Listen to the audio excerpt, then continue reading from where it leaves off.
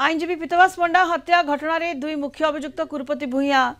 और उमा विषोई को जेरा राति आउ दुई जन को उठाई अणला पुलिस 4 जन को गुप्त स्थान में अटक रखी पचराउचरा कर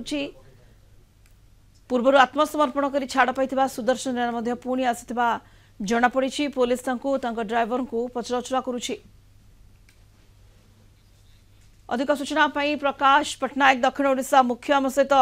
जोड़ी होती। प्रकाश अन्य दुई जन को पचराउचरा कर उमा कुरुपति को जेरा कर समस्त को मिलित भाव में जेरा कर प्रकाश देखो सुनीता गतकाली आम ब्रेक करूँ जे पीतवास पंडा हत्या मामला जो दुई मुख्य अभियुक्त जो मैंने कि फेरार थिले पुलिस आखिरी धूली देकी उमा विषय कथा कहतु कि कुरुपति भूया कथा कहतु से पुलिस कब्जा अच्छा पुलिस को जेरा कर तेरे अंपटे जो सुदर्शन जेना कथा उठुची जे कि पूर्वर